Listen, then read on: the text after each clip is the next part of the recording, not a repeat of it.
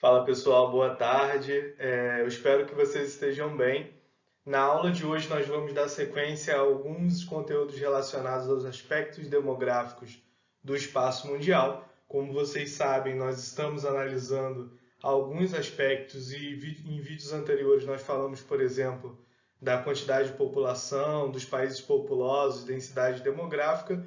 Hoje nós vamos trabalhar um pouquinho sobre o conceito de transição demográfica. Quando nós falamos de transição demográfica, esse conceito de transição demográfica, ele é um conceito que busca descrever a dinâmica de crescimento populacional decorrente dos avanços da medicina, da mudança da população que vivia em maioria no campo e passa a viver nas cidades, o processo de urbanização, o desenvolvimento de novas tecnologias médicas, sanitárias e que impactam de alguma forma as taxas de natalidade, mortalidade e influenciam o crescimento vegetativo, que é o crescimento natural. Eu acredito que vocês tenham reparado que nessa pequena fala minha eu citei muitos conceitos que vocês vão precisar entender antes de nós darmos sequência aí nos estudos de transição demográfica. Então, essa teoria de transição, ela busca contrapor uma ideia que surgiu no século XVIII de que a população cresceria exponencialmente. Isso significava, na época, foi uma proposta formulada por Malthus, inclusive, que a população dobraria cada vez mais rápido, trazendo sérios problemas como a falta de alimentos. O Malthus ele chega a propor a abstinência sexual como uma forma de reduzir a quantidade de pessoas. Ele tinha algumas políticas de controle de natalidade muito sérias, porque ele acreditava que se a população continuasse a crescer como na época, ou ele não considerou determinados fatores importantes nesse pensamento. Para Malthus, a população cresceria exponencialmente ao ponto de faltar alimento para a maioria das pessoas. Nós entendemos o que Malthus propôs dentro do contexto dele. Ele vivia no século XVIII, em que a população dava um boom muito grande, chegava a seu primeiro bilhão populacional. O que significa isso? Durante muito tempo na história da humanidade, a população ficou ali na casa dos 6 milhões de habitantes, a população do planeta inteiro, e Malthus vivia o primeiro bilhão de habitantes. Isso trazia novos desafios e fazia com que as pessoas acreditassem que aquela tendência de crescimento seria constante, o que não se demonstrou por causa das diferenças regionais, as diferenças entre os países e, mais ainda, entre os avanços técnicos que viriam para, por exemplo, fazer uma revolução agrícola e ampliar a disponibilidade de alimentos, o controle de natalidade com anticoncepcionais, camisinhas, que são métodos contraceptivos que fazem com que a taxa de natalidade diminua, o próprio modo de organização da sociedade, que antes era muito mais rural e passa a ser viver em maior parte nas cidades, vai ter um impacto muito significativo. Então a gente primeiro vai falar um pouquinho sobre esses conceitos que eu falei, taxa de natalidade, mortalidade, crescimento vegetativo, para depois darmos sequência e estudarmos essa transição, o que seria esse conceito que descreve a dinâmica de crescimento populacional. Beleza? Os conceitos relacionados eu acabei de citar, são taxa de natalidade, mortalidade, crescimento vegetativo. A gente até poderia falar de expectativa de vida, que é a expectativa que uma pessoa tem ao nascer, de tempo de vida que ela vai ter. Isso varia dependendo do país e da região em que você vive, das condições sociais em que você está inserido também. Então eu vou começar falando um pouquinho sobre a taxa de natalidade. A taxa de natalidade se refere ao número de nascidos vivos que nascem anualmente por cada 1.000 habitantes numa determinada área. Quando a gente fala da taxa de natalidade em relação aos países, a gente percebe nesse mapinha, e aí eu vou fazer uns círculos aqui, que o continente africano hoje tem uma alta taxa de natalidade, ou seja, o número de nascidos vivos para cada 1.000 habitantes é muito significativo. E a gente vai entender em qual fase da transição demográfica o continente africano, e aí a gente não pode destacar todo o continente africano, por exemplo, a gente tem algumas exceções, que é o caso do Sudão do Sul. Outros aqui, ó, como a África do Sul, também já estão em um outro momento dessa transição demográfica. Mas muitos países do continente africano têm uma elevada taxa de natalidade. Isso vai ter um impacto no crescimento vegetativo.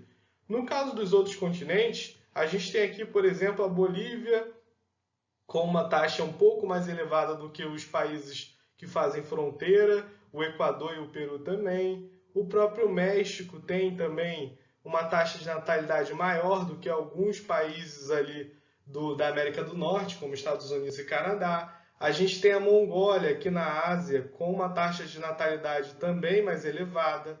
A Índia, com uma taxa de natalidade também significativa. Então, percebam que as taxas de natalidade, a quantidade de nascidos por ano, elas variam dependendo do contexto social e do contexto econômico desses países também.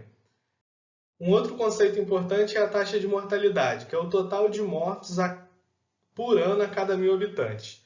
Vocês devem reparar aí no mapa que alguns países têm uma taxa de mortalidade elevada. A gente tem um destaque para a Rússia, para o leste europeu e para alguns países do continente africano. Percebam aqui, né? Eu vou marcar. Ó. No caso, a gente tem a Rússia como sendo o país com a maior taxa de mortalidade em 2018. Nós temos o leste europeu de forma significativa também, Letônia, Ucrânia e outros, e a África subsaariana, que tem um conjunto de países que tem uma taxa de mortalidade elevada. No caso da Rússia, a gente tem algumas informações assim muito específicas, até mesmo uma curiosidade bem bizarra, que é o seguinte: 25% das mortes, e isso influencia na taxa de mortalidade, da Rússia estão relacionadas ao alcoolismo nos homens. A média de vida dos homens lá é de 55 anos. Só para vocês compararem, no Brasil é de 75, no Japão é de 79 a 80, e no caso russo, a média de vida dos homens é de apenas 55 anos, e alguns estudos apontam o alcoolismo e o consumo de vodka como sendo um dos fatores que influencia nessa alta taxa de mortalidade. No caso do leste europeu, a gente tem outros fatores sociais, e no caso da África subsaariana, a gente tem as condições sociais de falta de saneamento básico, falta de alimentação, uma disponibilidade de alimentação mais significativa, o que vai impactar a taxa de mortalidade daqueles países dessa região da África subsaariana. E aí chegamos no crescimento vegetativo, que é o crescimento natural da população, que nada mais é do que a diferença entre a quantidade de nascimentos menos a quantidade de mortes. Bem fácil de entender. É assim que a gente encontra o crescimento natural do planeta, né, do espaço mundial. Aí a gente tem as diferenciações de cada país. Vale destacar que, segundo os dados de 2018, o país com a maior taxa de crescimento natural era a Síria. Outra região de destaque, e aí eu vou destacar a Síria aqui para vocês, para a gente conseguir ter uma ideia, né, no Oriente Médio aqui, ó, o território sírio. Uma outra região de destaque é a África subsaariana. Ó, países como Mali, Moçambique, Nigéria, têm ali um crescimento natural significativo, e a gente vai entender um pouquinho em qual fase da transição demográfica esses países estão a partir de agora. Entendendo esses conceitos, a gente parte para compreender melhor o que chamamos de transição demográfica. Vocês devem reparar nesse gráfico, com muito cuidado, o que significa cada cor de linha e comportamento.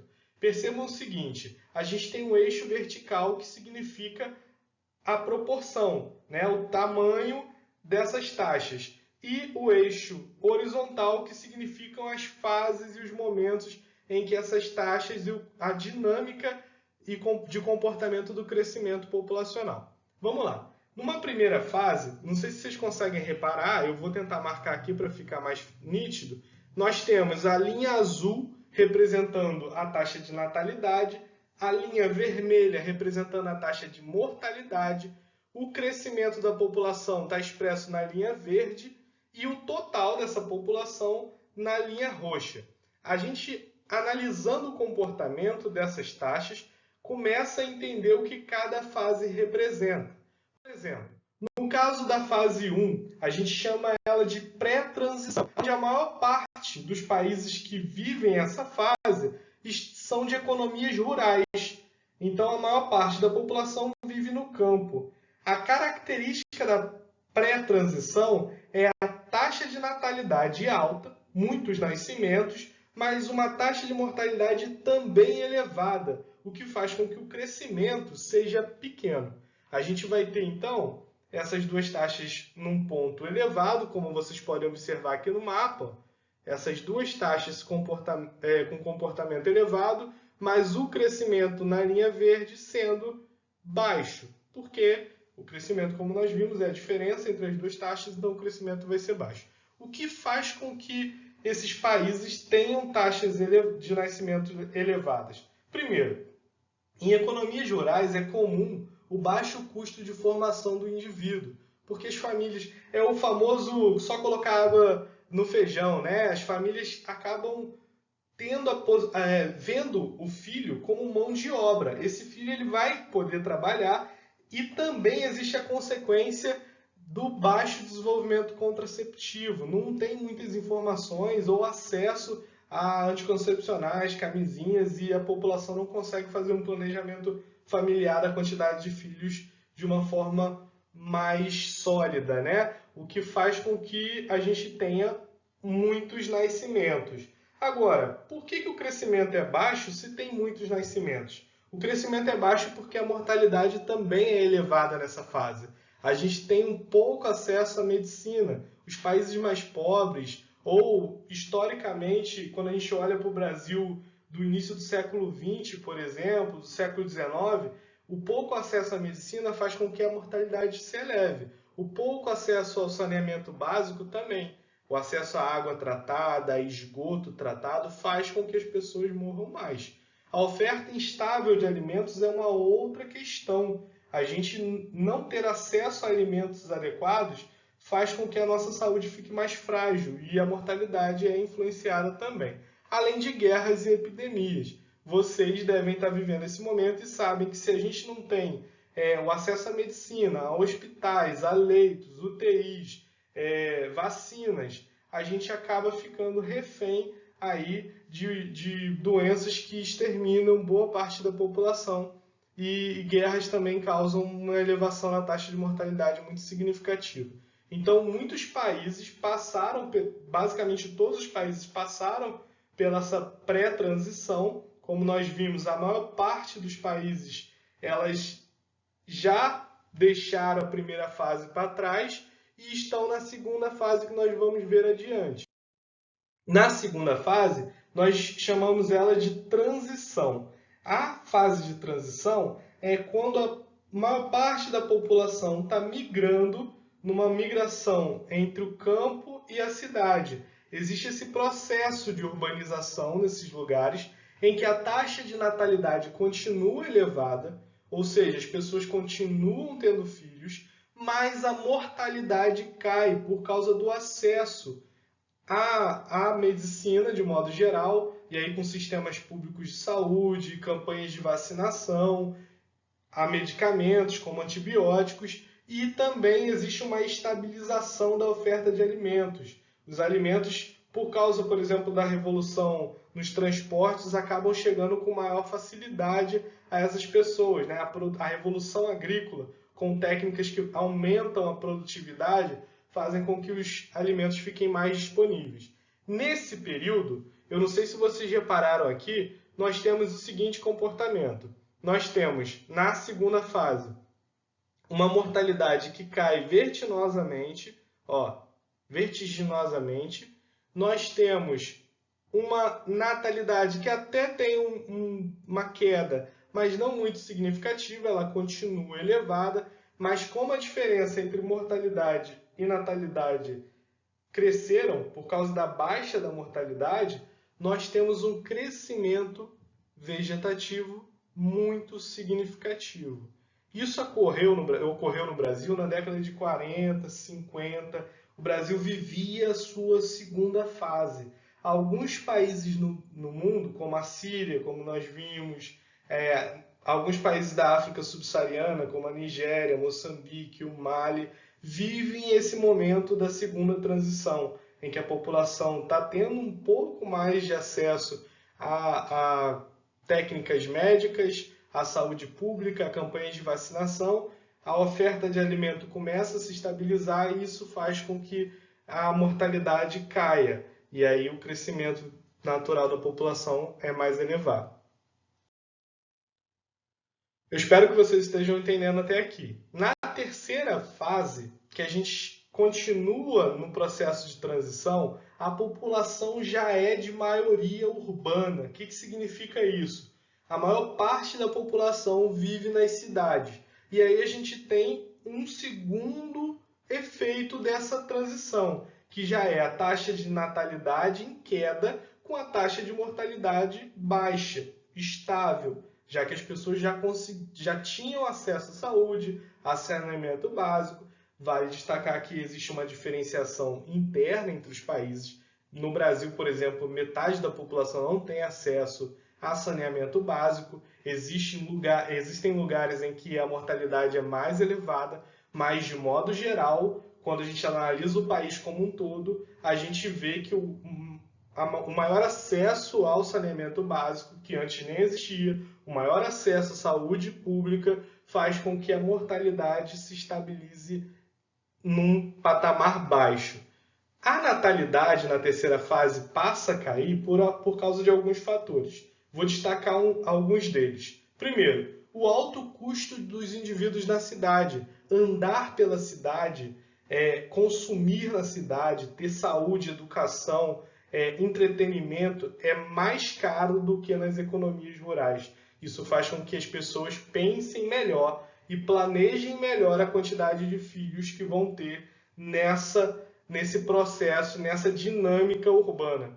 Então, é muito comum nas cidades a gente ter uma difusão maior dos contraceptivos, que é camisinha anticoncepcional, DIU e tantos outros métodos, por causa também do acesso à informação ser mais facilitado nas áreas urbanas. A maior participação da mulher no mercado de trabalho é outro fator. Quando a mulher passa a estudar, passa a planejar o seu futuro, ela passa também a planejar e a ter um controle maior, fazer um planejamento familiar melhor do seu futuro. Isso faz com que a taxa de natalidade tenda a cair. A gente tem uma tendência de queda brusca da taxa de natalidade. No caso do Brasil, isso vai acontecer após a década de 70. A gente tem um crescimento vegetativo significativo, mas no começo da década de 70 a gente já percebe uma queda grande na taxa de natalidade. Isso porque as mulheres no Brasil passam a participar mais do mercado de trabalho, passam a ter mais acesso à informação, a ter acesso a contraceptivos, a métodos a medicamento de anticoncepcional, por exemplo, e a população, de modo geral, vive, em sua maior parte, nas cidades. Isso faz com que a gente viva, aí da década de 70 para cá, a terceira fase. Por último, nós temos a quarta fase da transição demográfica, que seria aí chamada de pós-transição. A transição é até a terceira. A quarta ela é uma fase de estabilidade. O que significa isso? As economias urbanas já estão consolidadas. O país ele já tem a maior parte da sua população vivendo nas cidades, o que vai fazer com que a taxa de natalidade seja baixa e a taxa de mortalidade também seja baixa. Então, o crescimento ele só vai repor a população. A gente vai ter um processo de reposição. A mesma quantidade de pessoas que morrem, nascem, e aí a população ela cresce num ritmo muito baixo.